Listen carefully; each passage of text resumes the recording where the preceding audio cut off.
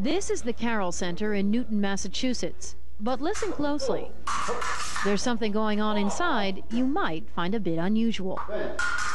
In there, passe, and you carried yourself. Ooh, touché. It's a fencing class with 79-year-old instructor Sollee. Okay, my eyes are closed. Your eyes are closed. Thing is, Sollee's opponent's eyes are closed, so to speak, all the time. Can you see me?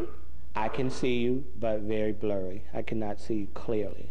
Johnny Duke is what he calls low vision. He lost his left eye in a childhood accident and started losing vision in his right eye 2 years ago as glaucoma slowly crept in. Being told now that you're in your 30s and that's gonna go too, it's a tough thing to deal with. Duke is at the Carroll Center for the Blind for rehabilitation and says the fencing class is invaluable. Salute. 1, straight out. 2, 3. It's been taught here for 50 years. The center's founder, Father Thomas Carroll, was an Army chaplain in World War II and used his favorite sport to teach blinded soldiers how to handle a cane, improve their dexterity, balance, and coordination. Today, the center's goal remains the same, to give students the ability to react quickly in changing environments, to go anywhere and do anything. It shows that, you don't just have to sit at home and be blind or be disabled, that you can get out and be a part of something that's good. You have the advantage now, because I'm occluded, and I'm not used to doing it blind. Come on. Come on, my foot. Sollee is a fencing All-American and former instructor at MIT. He's like a chortling grandfather who carries a very sharp stick. He came to Carroll after the former instructor set him up in a blind match. And I lost 3 bouts in a row, and it was just too much. I've been here ever since. Remember now, I have the right of way. You have to take it away from me. Sollee starts students out slowly. Hold it like you're holding a raw egg. Teaching them how to hold a foil, the proper stance. On guard, 1 short step forward, with the front foot. Bend the knees equally. A few moves. Bring up your rear foot, lunge again. That's right. And then eventually on to sparring with him and each other. We start practicing the moves of offense and defense. And all the time I'm relating it to what happens out there with the traffic. And to think on their feet. That's the most important thing, because that's what you're doing when you've lost your sight.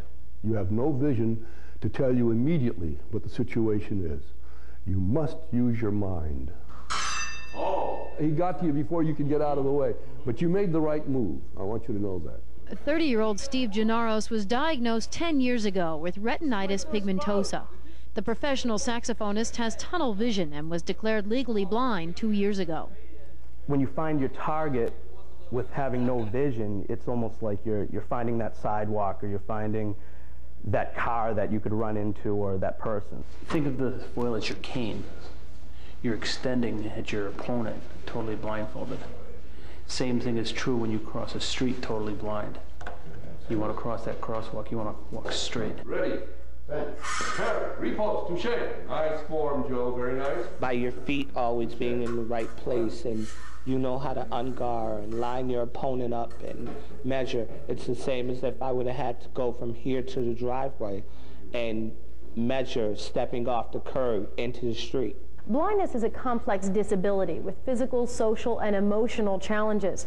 But everyone here at the Carroll Center believes in Father Carroll's words. He said, with the death of the sighted man, the blind man will be born, and the life that is his can be good.